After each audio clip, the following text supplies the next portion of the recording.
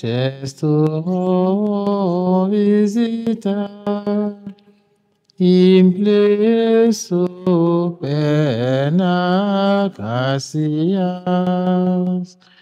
que tu creasti pectora, qui diceris Paracletus, Altissimi donum Dei, Pons vivos inis caritas,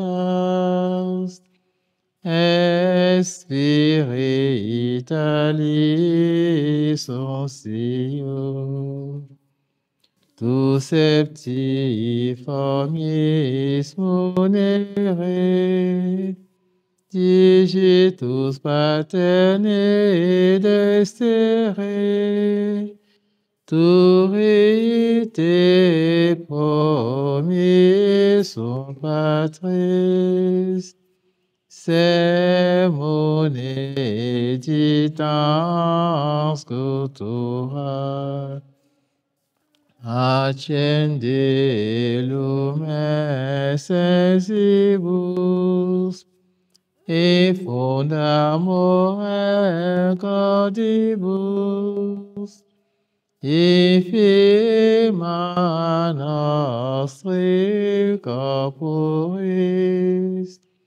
virtute firmans perpeti. Ostem repellas longius, pacem dones potinus, ductore site prebio, vitemus omne nation. Peticiamus la Patre, nos quamus atque filio, eque utriusque spiritu, credamus omni tempore. Deo Paratrix Gloria, es Filio que amor tuis, surrexit a Paracletus, in seculorum secula. Amen. Au nom du Père et du Fils et du Saint-Esprit.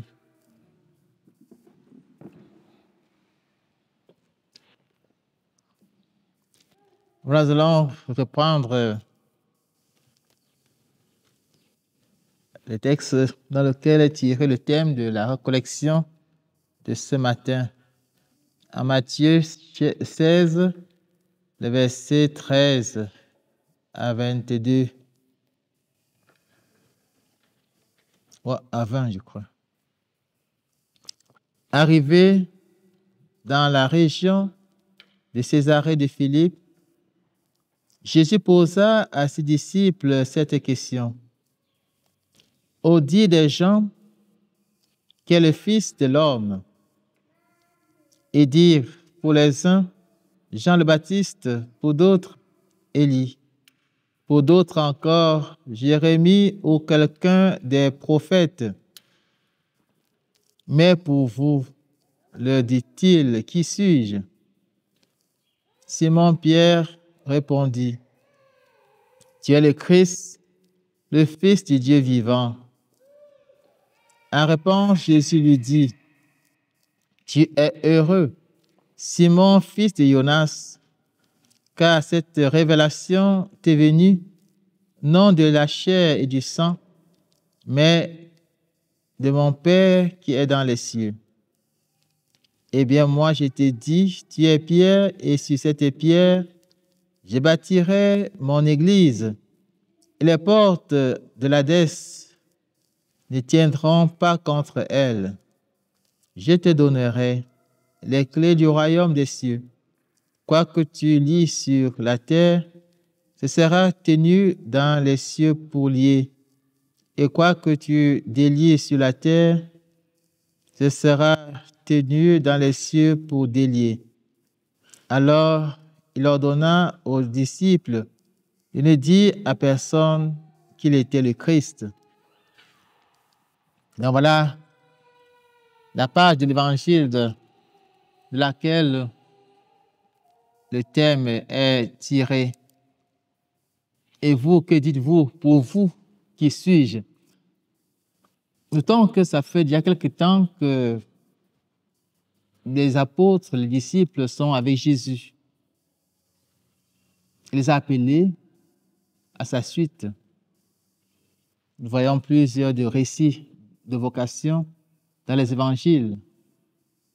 Mais au finish, il les a constitués, il a constitué le groupe des 12. Comme on peut le lire dans l'évangile de Saint Marc, il appelle à lui ceux qu'il voulait. Il leur donne le nom d'apôtres. Alors, ils se donnent appelés, donc chemin faisant, ayant écouté ses enseignements, ayant vu ce qu'il accomplissait, il leur pose la question, d'abord au dit des gens, et ensuite, et vous, que dites-vous? Pour vous, qui suis-je? C'est une question que nous devons nous poser chaque jour. Chaque jour, qui est Jésus pour moi? Et désirer donner une réponse sincère et personnelle. Et cette réponse sincère et personnelle ne peut être que don de Dieu. Parce que dans la réponse de Pierre, il dit, ce n'est pas la chair et le sang qui te l'ont révélé, mais mon Père. Donc on peut dire la réponse personnelle à cette question de Jésus, question vitale et fondamentale dans la relation avec lui, cette réponse doit venir du Seigneur, de son Père, qu'il a envoyé dans le monde pour nous sauver.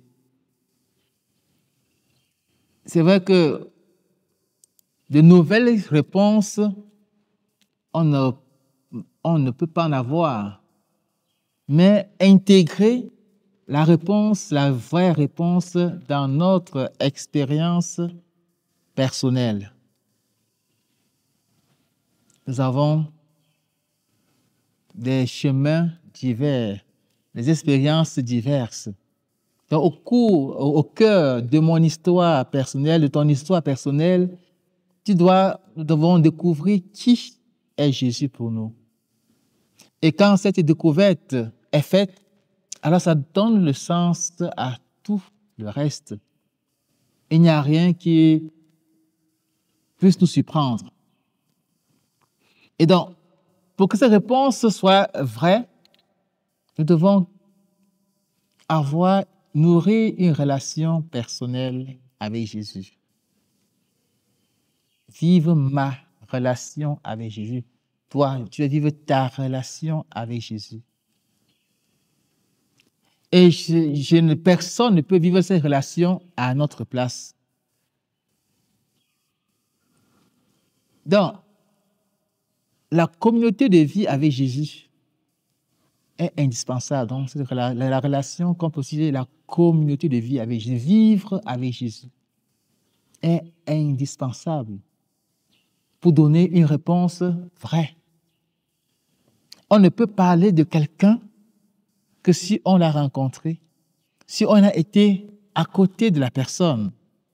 Pas fait un peu comme lors des enterrements où on vient faire des témoignages, ou quelquefois, si on pose la question, en fait, à la personne qui témoigne, surtout dans les réunions, est-ce que tu as vraiment pris le temps d'être avec la personne, d'entrer dans la vie de la personne? En général, on va te dire non. Donc, pour parler de Jésus, nous devons avoir été dans son intimité, d'avoir cultivé une relation, tu vois, l'évêque de proximité mais c'est une relation de communion, d'union avec Jésus. Parce qu'on peut être proche sans être uni. Donc, être uni avec Jésus. Donc, tout appel à la vie chrétienne n'a de sens, ne se réalise qu'en rapport avec celui qui appelle et assigne la mission. Donc, Jésus nous appelle et nous assigne une mission, une place dans sa maison, dans son église. Donc, si ce rapport de communion, d'intimité vient à manquer, c'est que si on est coupé de la source, elle ne pourra rien faire. Vous voyez, il faut avoir l'installation de Eneo ou de Kambwata, mais s'il n'y a pas d'eau, s'il n'y a pas de courant qui arrive, ça ne va servir à rien. Donc, nous devons travailler sur nous-mêmes. Travailler sur nous-mêmes. Qui est Jésus pour moi que je veux suivre comme chrétien? Qui est Jésus? Quelle expérience j'ai fait avec lui? Comment j'ai vécu ma relation avec lui? Les apôtres se sont mis à l'école du Christ et non pas le Christ à l'école des apôtres. Cette école passe par le mystère de l'incarnation où Jésus, de Dieu qu'il est, s'humilie pour devenir homme. Dans la première étape, ce que nous apprenons donc nous aussi à nous humilier à l'exemple de Jésus. Il disait à Sainte Faustine qu'on doit l'imiter de son incarnation à sa crucifixion. De son incarnation à sa crucifixion. Donc, le point marquant de l'incarnation, c'est que Jésus s'abaisse, se rabaisse. De Dieu qu'il est, du Créateur qu'il est, et devient créature, en tout semblable à nous, à l'exception du péché.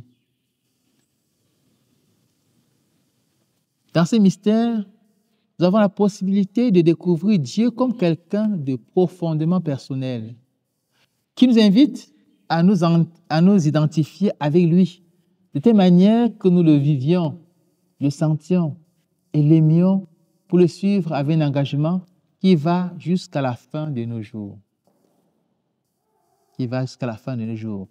Et en le contemplant dans cette kénose, dans cet abaissement, nous sommes invités à entrer dans son humilité.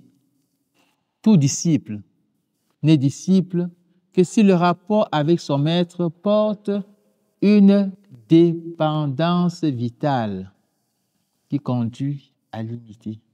Dépendance vitale. Si j'estime que je peux me passer de Jésus, c'est la déchéance. C'est la mort. Je peux continuer à parler de Jésus, à faire des choses pour Jésus, mais Jésus n'y est pas. Il n'y est pas. Je serai comme un tonneau vide qui fait beaucoup de bruit. Donc c'est le Christ qui nous attire, qui attire chaque chrétien, chaque baptisé. Donc même le désir de mener une vie sainte qui devrait nous animer est le don de Dieu. C'est lui qui met en nous ce désir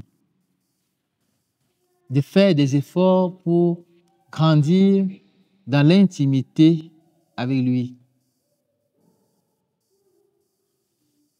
Le christianisme est adhésion non à une loi abstraite et des commandements, mais avant tout à une personne qui est la voie, la vérité et la vie. Jean 14 et 6.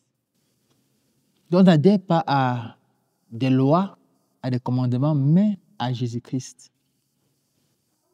Dieu, il doit être central dans notre relation pour que nous puissions arriver donc à dire avec un cœur libre et sincère qui il est pour nous. Et le chant dit, parle-moi de ton Jésus, alléluia, Jésus-Christ est qui pour toi? C'est vrai, on chante, on danse, on donne des réponses, mais est-ce que ces réponses reflètent la réalité? que ça reflète la réalité de notre vie. Donc, quand cette vérité est accueillie et est perçue et accueillie, elle donne sens à toute notre vie chrétienne. Alors, tout ce que nous faisons, les activités, les études, sont vécues à l'intérieur d'une relation personnelle et affective avec le Christ, au moyen de prises de conscience progressives, des ajustements à opérer au niveau des forces vitales et des limites. Donc, plus cette prise de conscience sera réelle, on comprend donc qu'il y a telle chose, il y a tel aspect de ma vie qui ne correspond plus à ce que le Christ attend de moi, qui nécessite une transformation. Une transformation. Il y avait une image, un artiste avait peint une image où le Père était en train de créer l'homme. Et donc, pour modèle, c'était le Christ. Il regardait son fils et il façonnait Adam. Il fallait que Adam puisse ressembler à son fils. Donc, quand nous décidons d'aller à Jésus, la ressemblance avec lui n'est pas encore là. Mais au fil des jours de la marche avec lui, nous devons justement laisser que la grâce nous façonne à l'image du Christ, à sa ressemblance. Pour que nous voyons, on peut dire vraiment, voilà un disciple. Voilà quelqu'un qui sait qui il suit, qui il sert, servir, qui il sert. Donc, pour toi, qui suis-je? Pour toi, qui est Jésus? Ça passe par là, par cette relation personnelle, qui se vit évidemment dans la prière. Dans la prière. Il n'y a pas de relation avec Jésus sans une vie de prière. C'est vrai que comme disciple de Christ vivant, vous entraînez à l'oraison, et c'est très important, faire oraison. Prends le temps pour s'asseoir, être avec Jésus, lui consacrer du temps pour parler avec lui à partir de sa parole. Ça nourrit la relation avec lui, ça nourrit l'image qu'il veut que nous puissions avoir de lui. Ça nourrit qui il veut être pour chacun de nous. Donc, loin de vouloir seulement, disons, obéir à un des points fondamentaux de votre spiritualité, c'est davantage le désir d'arriver à donner une réponse personnelle à la question de Jésus aux apôtres. Pour toi, qui suis-je? D'apprendre à le connaître dans sa parole, dans la prière silencieuse, personnelle et communautaire. Prière personnelle et communautaire. Les deux aspects sont très importants. Si je prie seul et je me coupe de la communauté, ma prière risque de devenir finalement vide.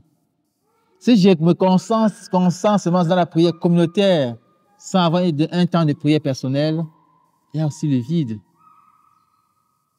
Je vais me laisser entraîner par la communauté, mais je ne serai pas en train de prier. Il y a les deux aspects, ma prière personnelle et la prière communautaire, qui peut être prière méditative ou prière vocale, prière silencieuse ou prière de louange. Il y a tellement de types de prières. Et nous devons arriver à nous retrouver dans une manière de nous adresser à Dieu. Témoignage d'une personne qui avait fait l'expérience dans le renouveau et qui voulait entraîner son petit frère et sa nièce aussi à faire cette expérience dans le renouveau. Les ont invité à plusieurs retraites du renouveau, mais c'était toujours pour eux comme ça, comme si c'était un peu le théâtre. Par contre, quand ils ont fait l'expérience de la prière avec le précieux sang, ils se sont sentis à l'aise là. Donc, quelqu'un qui se sent bien dans les louanges, dans l'expérience du renouveau, peut ne pas se sentir bien dans la prière à la miséricorde divine, ou dans la prière du rosaire ou du précieux sang. Donc, découvrir justement quel type de prière m'aide à façonner ma relation avec Jésus. C'est pour ça qu'il y a ces diverses manières de louer le Seigneur, de le prier. Mais on ne peut pas se sentir bien ou bien à l'aise dans toutes les formes de prière qui existent. Où est-ce que je me sens comblé? Où est-ce que je me sens uni avec le Christ? Et quand on a découvert cela, on y reste attaché. On y reste scotché. Donc la vie de prière, prier, ça nous aide dans la relation avec le Christ. Ça nous aide à nous façonner une image juste de Jésus. Et c'est pourquoi quelqu'un qui vit cette intimité avec le Christ, quand il parle, on sent qu'il ne dit pas les choses en l'air. Parce que même dans sa parole, il transmet son expérience avec Jésus. Il transmet son expérience.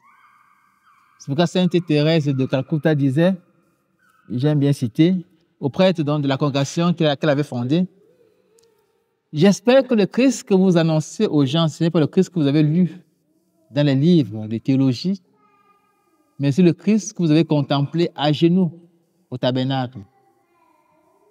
Ça change tout. Si j'annonce un Christ que j'ai étudié dans les livres, il reste un Christ des livres. Donc je parle à l'intelligence des gens. Mais le Christ que j'ai contemplé, il est dans mon cœur. Et donc quand je parle de lui, il parle de mon cœur pour toucher le cœur des autres. Ou bien pour ceux qui ont lu les livres de Saint Jean-Marie Vianney, c'est un grand prédicateur de Notre-Dame de Paris qui était allé à Ars. Et il revient de Ars tout pensif. Et un de ses admirateurs vient le voir et se met à vanter ses prouesses de prédicateur. Quand c'est vous qui devez prêcher, la cathédrale est bondée de monde, les gens montent même sur les confessionnaux. Et lui, tout silencieux et calme, il répond, mais à Ars, les gens entrent au confessionnal. Ils ne montent pas sur les confessionnaux, mais ils entrent. Il dit, oui, je prêche, la cathédrale est pleine, mais combien se convertissent? À Ars, c'est un prêtre quelconque qui n'a pas fait d'études. Ce n'est pas un théologien de haut gamme, mais quand il parle, il touche le cœur, les gens se convertissent. Voilà la grande différence. Quand notre relation avec le Christ est sincère, quelquefois il suffit de peu de mots pour toucher le cœur de l'autre. Ça veut dire, mais ne vous inquiétez pas de ce que vous direz. Ce que vous direz vous sera donné à l'instant. Et donc, en priant, nous devons donc arriver à vivre l'intimité avec le Christ. Donc, cette vie d'intimité nous conduit à comprendre que nous ne devons pas chercher à faire les choses pour le Christ, mais à le laisser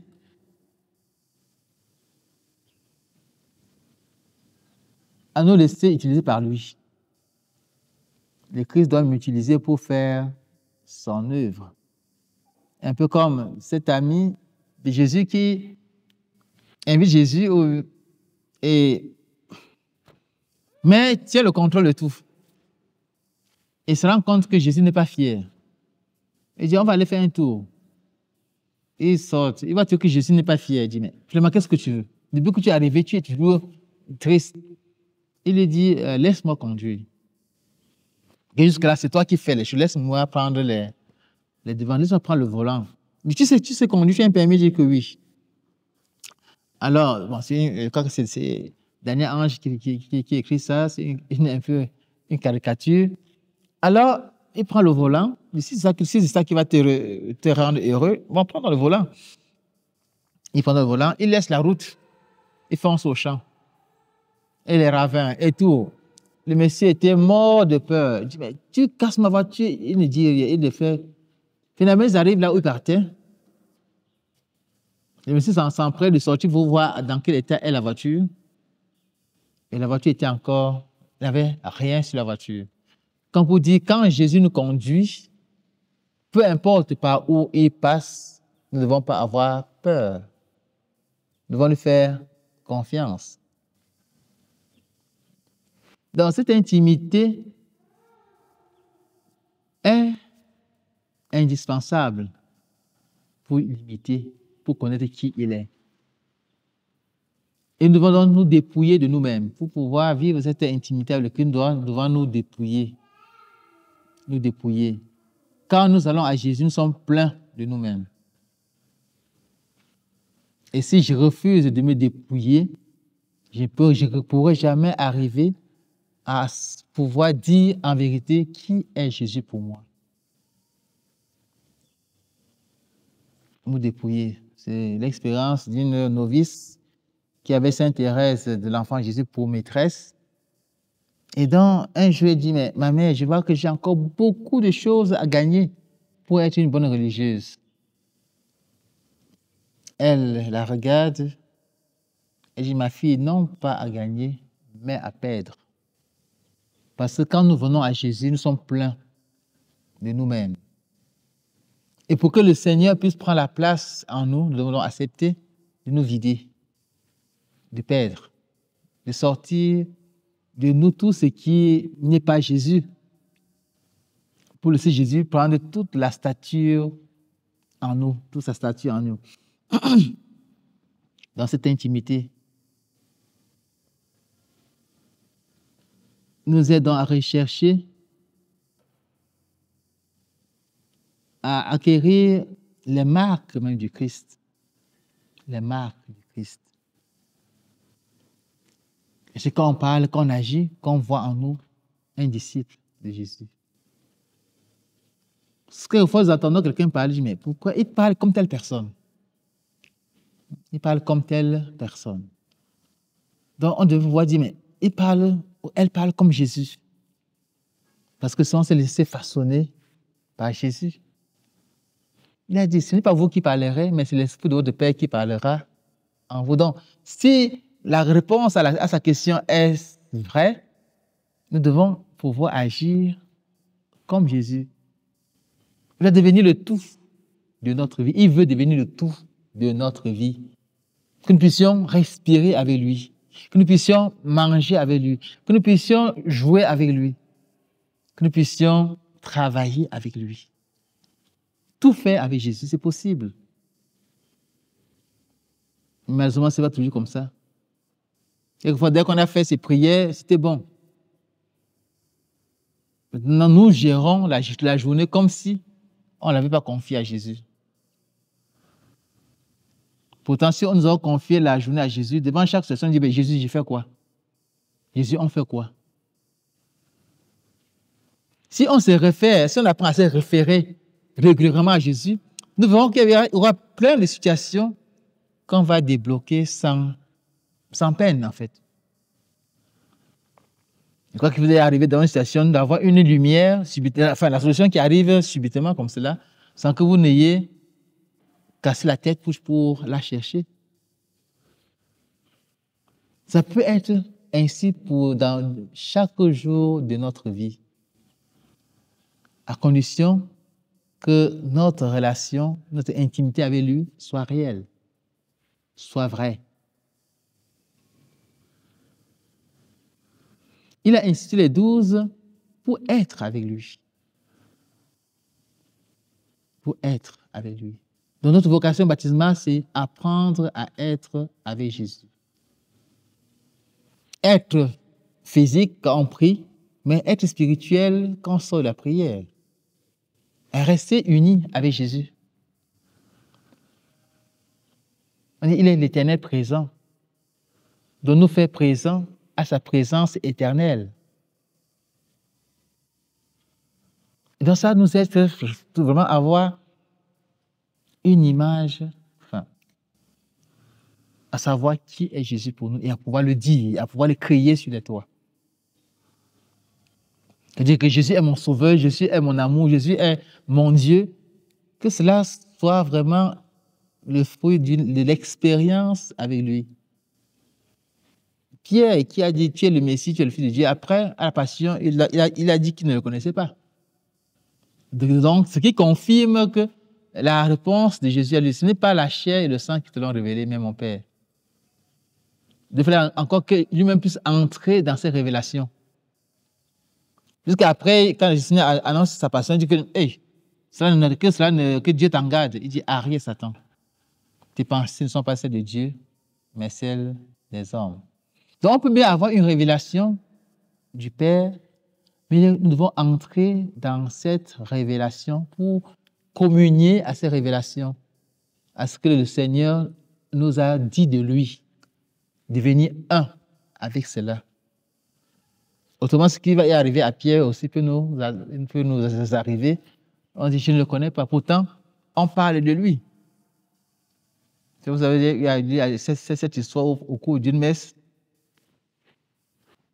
Quelqu'un entre avec l'âme. Il y a tous ceux qui disent que Jésus est leur Dieu, qui ont confiance à Jésus, je vais tirer.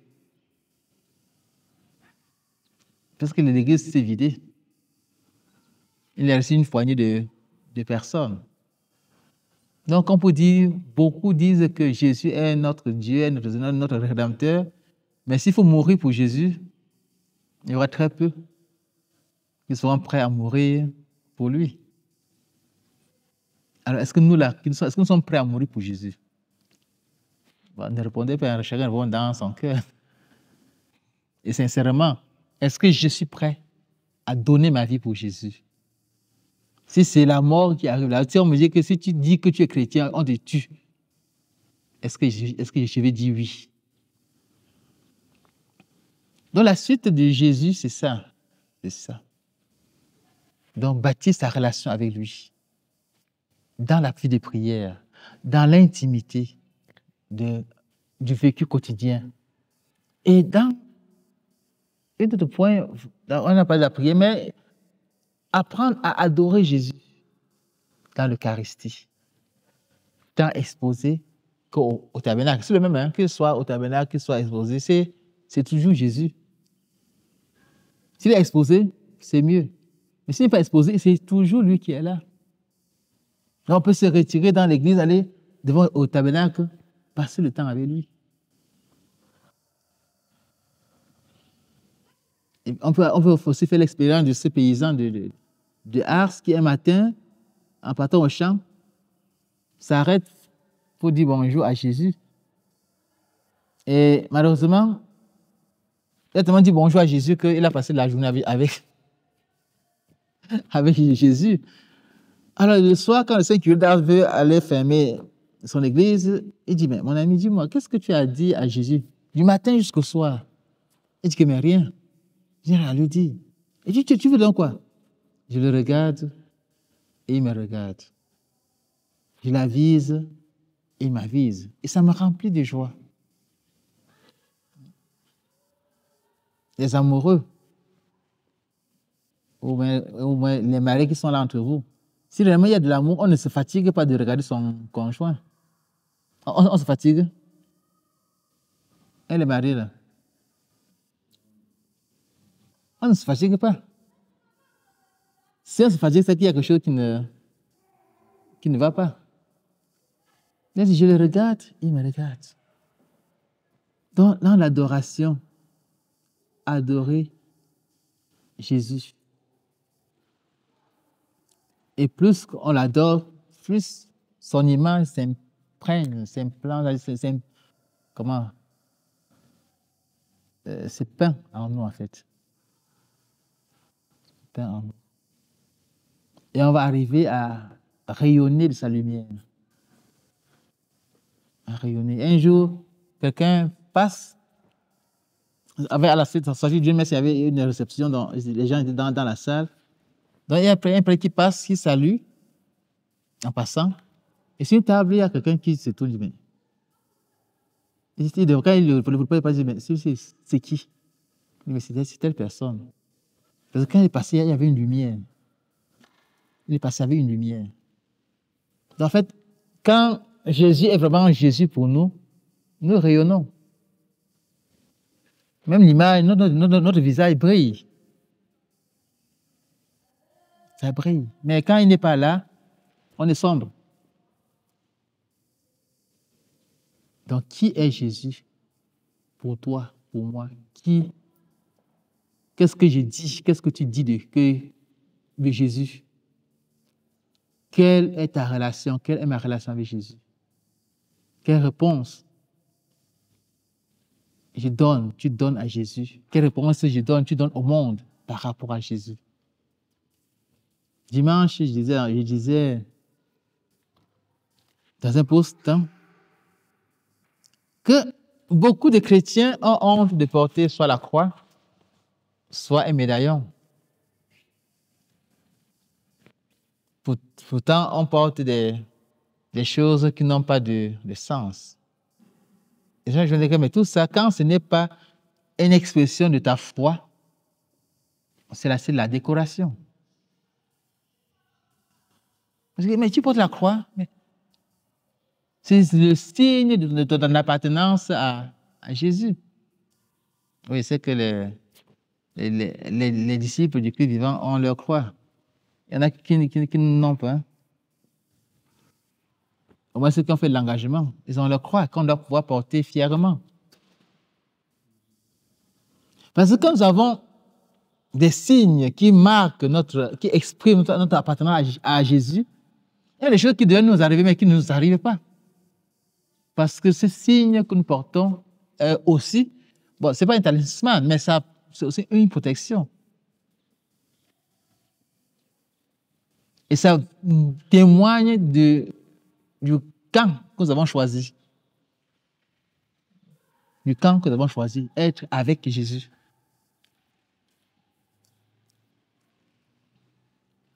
Dans l'adoration du Saint-Sacrement, devait être pour chacun le temps d'intimité et de la gratuité. Le temps dans lequel il y a la possibilité de s'exhaler là, devant Dieu, devant Jésus, comme la petite lampe. Mais surtout, où nous avons la possibilité de l'imiter. C'est ça, imiter. L'image que nous avons de Jésus ne doit être vraie que si nous imitons Jésus. Je l'ai dit que je disais à Saint Faustine, l'imiter de son incarnation à la croix. Dans toutes les étapes de la vie de Jésus, nous devons passer avec lui. Et arriver à étendre nos bras sur la croix pour mourir avec lui. Et dire avec Saint Paul, je vis, ce n'est plus moi qui vis, c'est le Christ qui vit en moi. Je souffre, ce n'est plus moi qui souffre, c'est le Christ qui souffre en moi. Je mange, ce n'est pas moi qui mange, c'est le Christ qui mange en moi. Mais quand tu manges trop, ce n'est plus le Christ qui mange trop. Hein. Quand tu bois et tu souffles, ce n'est plus le Christ qui souffle en toi. Hein. Donc, le Christ agit et veut agir dans la mesure où nous restons dans ce qui est, qui ont trouvé la gloire de Dieu. Et dans ce qui respecte la condition de tout être humain. Donc la question est essentielle et nous devons la poser chaque jour, chaque matin, chaque soir. Jésus, qui es-tu pour moi en fait? Qui es-tu? Quelle est l'image que je me fais de toi? Parce qu'on a des gens qui prient, mais dès qu'il y a l'épreuve, ils abandonnent. Vraiment, j'ai une paroissienne ici et qui a une nomination, non, c'est pas une nomination, une promotion. Et en un jour comme cela, chez lui, on n'avait même pas allumé la plaque. Hein. Ça se casse, ça se miette. Rien n'est tombé dessus. Un deux temps, on lui dit que sa chèvre gestante s'est étranglée avec la corde. Pendant ce temps, on appelle au village que viens te laver, sinon, tu vois. Ils disent, justement, quand le Seigneur nous accorde une faveur, le malin aussi, là, il est jaloux. Il veut nous déconnecter du Seigneur. Et là, ses disciples, pour semer le trouble. Tu vois, tout ce qui est arrivé en un laps de temps, ça signifie que si tu ne fais rien, le pire peut arriver. Et si justement si nous ne savons pas qui est Jésus pour nous, on va courir. Et en courant à ces endroits, on trahit Jésus. Dans le Seigneur qui nous a appelés, il sait ce qu'il veut révéler à chacun de nous. Et quand cette révélation est faite, oui, nous devons y entrer, mais c'est toute la vie. C'est toute la vie. Et si, au plus, quand Saint Paul dit, on ne peut pas comprendre la profondeur, on ne peut pas atteindre la profondeur de l'amour de Dieu. Donc, plus tu vas croire que tu comprends, plus tu vas sentir qu'il y a encore des choses à comprendre. Parce que personne ne peut dire que j'ai compris Dieu. Personne. Parce que Dieu reste et restera toujours pour chacun un mystère. Demain, toute la vie ne suffit pas pour comprendre Dieu. Demain, ce qui nous donne de comprendre de lui, ce n'est que on doit chaque jour approfondir. Approfondir. C'est comme un médecin qui sort de l'école. Il y a des docteurs parmi vous là. Mais si tu cesses de lire, si tu cesses de t'informer, d'ici quelque temps, ton doctorat ne va plus servir à quelque chose. Tu dois faire la mise à jour. Donc, même dans la relation, oui, nous avons tous les téléphones, chaque fois, j'ai fait de la mise à jour. Donc, c'est dans la relation avec Dieu, on doit faire la mise à jour. Chaque jour, de toute manière, c'est Saint Charles de Foucault qui disait, même si nous lisons chaque jour le même passage de l'Écriture, chaque jour a une compréhension nouvelle. Les gens qui tombent dans le travail, dans tel texte-là qu'on a lu, je connais déjà. Mais tu connais comment? Il dit donc que comme l'eau qui tombe, la goutte d'eau qui tombe de manière régulière au même endroit, finit par laisser une trace.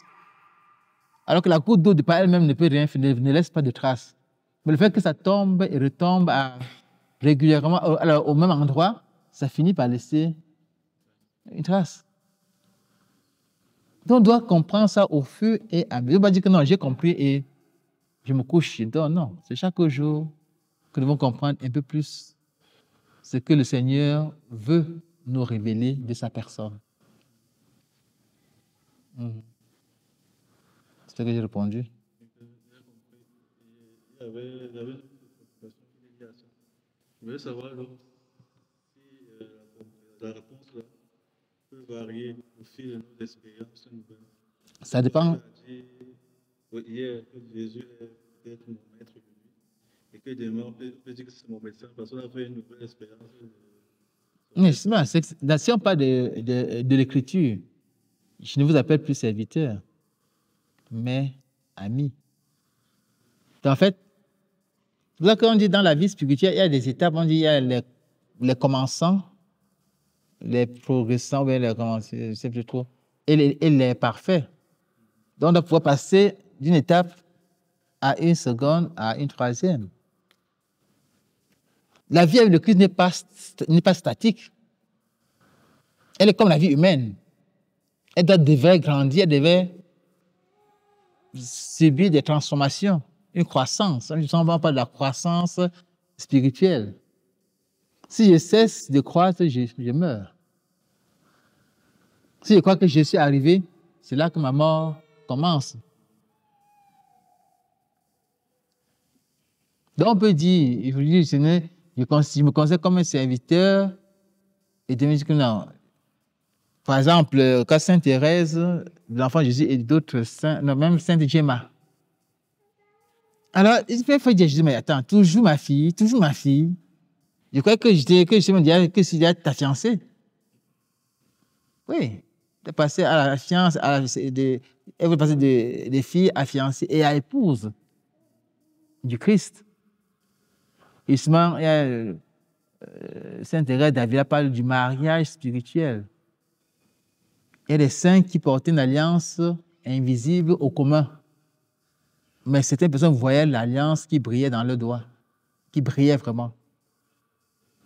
Il y en a qui sont arrivés à ça, au mariage spirituel. Donc, il y a une croissance.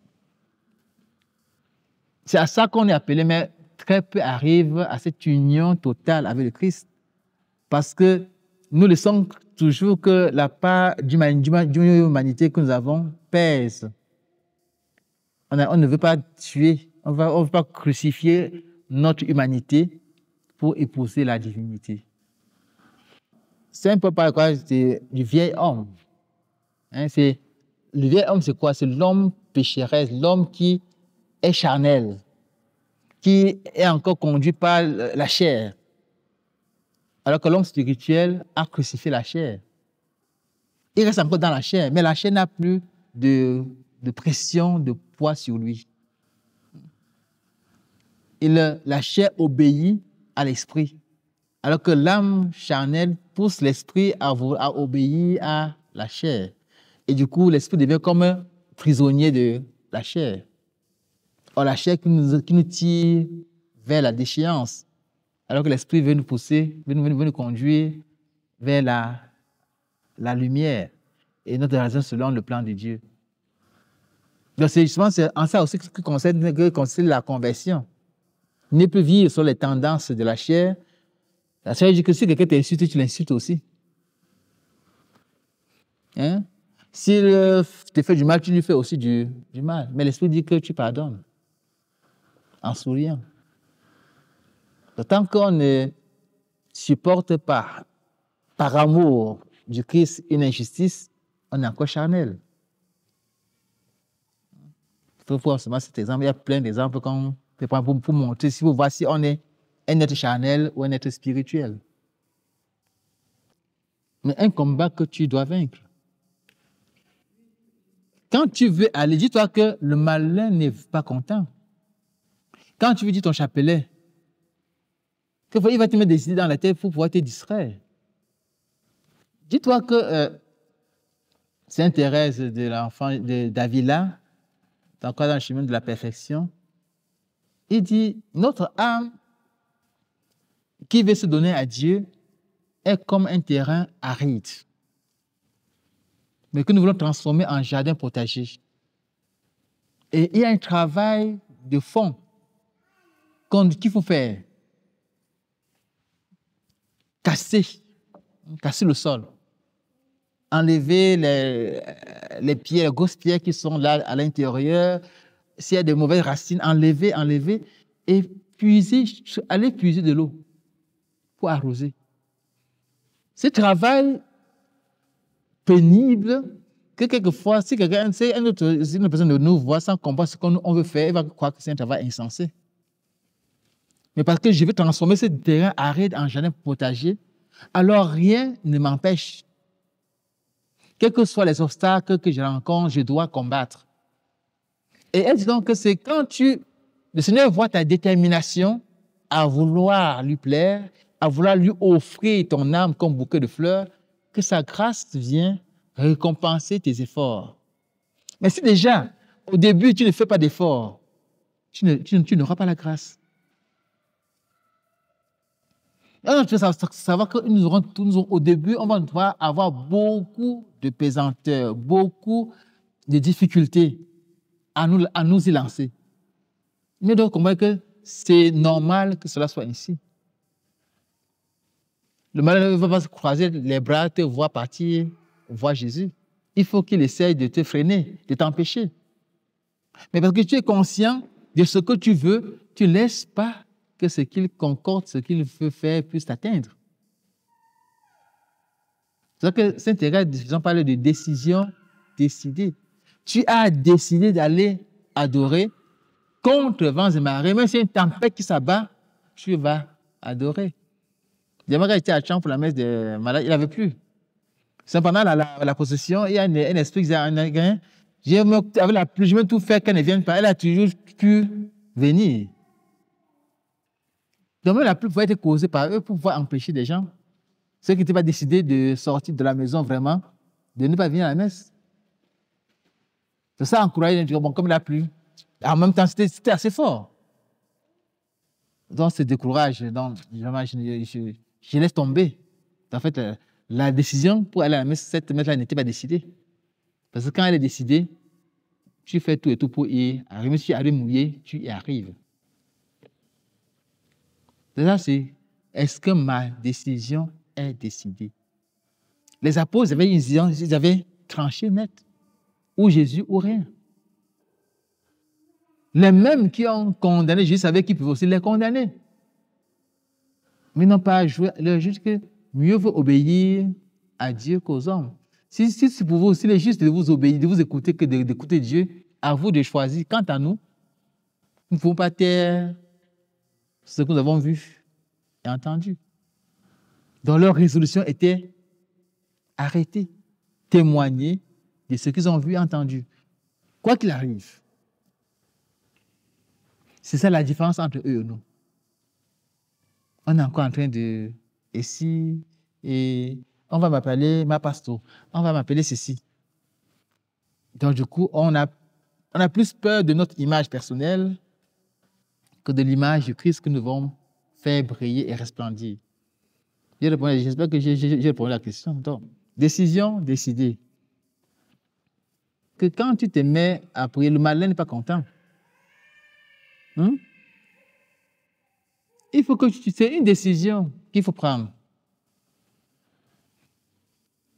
La première fois que j'ai voulu dire, que j'ai dit le chapelet personnellement, seul, c'est un dimanche.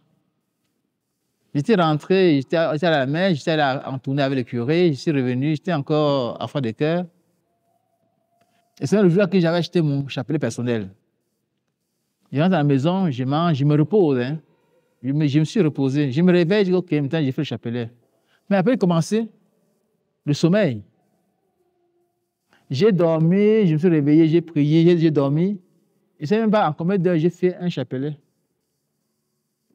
Mais je crois même que j'étais allé jusqu'à la fin. En combattant entre la prière et le sommeil. Et souvent, le sommeil, ça me gagnait. Je dormais un coup. Après, je saute.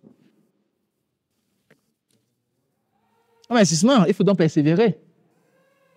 Parce que si tu te décourages, tu as dit que oh, bon, tu abandonnes, tu ne pourras jamais prier. Il va te gagner. Et Christ dit, c'est par votre persévérance que vous aurez la vie. Et il y a des moments, donc, quand tu ne peux pas, tu dis des actes de foi. Il dit des actes de foi pour dire que tu crois. Que tu crois. Et qui t'aide à pouvoir surmonter l'obstacle qui veut t'empêcher d'entrer en communion avec lui, en relation avec lui.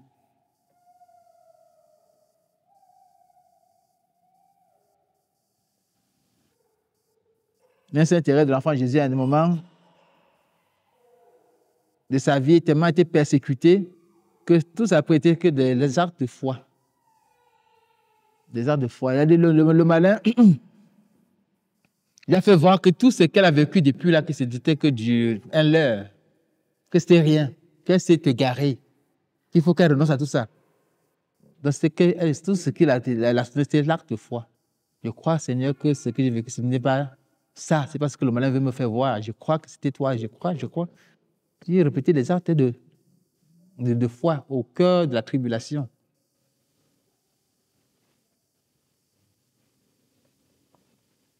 Dites-vous toujours que le malin, tout ce que vous voulez faire pour le Seigneur, le malin n'est pas d'accord, il n'est pas content. Donc, s'il peut vous empêcher, il va le faire. Mais il ne peut réussir que si vous laissez la porte ouverte. Même pour venir ici, ce n'est pas que vous n'avez pas eu, c'est pas que vous êtes aussi libre. Vous avez dit qu'on a, dans le programme de récolation, nous y allons. Bon, les autres n'ont pas pu se décider comme vous. Oui, parce qu'il faut savoir la priorité. Si par exemple, je prends un exemple seulement, si dans ma famille aujourd'hui il y a les funérailles, mais les funérailles c'est toute la journée, non? Je puis aller hier soir, ce matin, je viens faire ma récollection, il rentre, je vais encore là-bas. Je ne suis pas obligé d'être là du début à la fin. Sauf si j'ai des invités personnels, ces gens, enfin, si c'est mon projet, à tout moment, on peut me chercher. Mais si c'est dans la famille, je ne suis pas obligé d'être là du matin au soir. Si c'est un événement qui ne me concerne pas au premier titre, je peux m'éclipser. Mais souvent, on n'arrive pas à faire ça. Il faut toujours discerner. Est-ce que ma présence est indispensable où? À cet événement ou bien à la récollection? Est-ce que je ne peux pas rattraper l'autre événement en donnant d'abord la priorité à la récollection? C'est des questions qu'il faut juste se poser pour discerner, pour savoir comment agir de manière à plaire à Dieu. On ne peut pas faire des omelettes sans casser. On ne peut pas suivre le Seigneur sans trancher net. On dit que oh, tu n'as pas été avec la famille, mais tu n'as pas été avec la famille, mais tu as été avec celui qui a le pouvoir de veiller sur ta famille. Mais souvent, c'est très difficile hein, d'arriver à des décisions aussi radicales. Oui. L'autre programme dépend de moi. Je peux le modifier, je peux le faire à un autre moment. Mais la récollection, ce n'est pas moi qui suis le prédicateur, ce n'est pas moi qui vais me donner la récollection. Donc, ce qui dépend de moi, je peux décaler. Et je dois même décaler. Parce que la récollection, c'est un rendez-vous avec le Seigneur. Autre chose, c'est un rendez-vous avec moi-même, ou bien pour les affaires qui me concernent. Cherchez d'abord le royaume des cieux et sa justice, et tout le reste vous sera donné par sur quoi. C'est des paroles que nous connaissons, mais souvent on n'arrive pas au moment, à l'instant T, de nous décider pour le royaume d'abord, et le reste viendra par la suite. On se décide pour le reste, mais pas pour le royaume. C'est une tentation dans laquelle nous tombons très souvent. Gloire au Père et au Fils et au Saint-Esprit.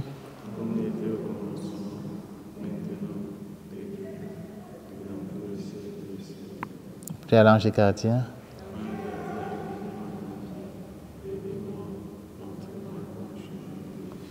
Au nom du Père et du Fils et du Saint-Esprit.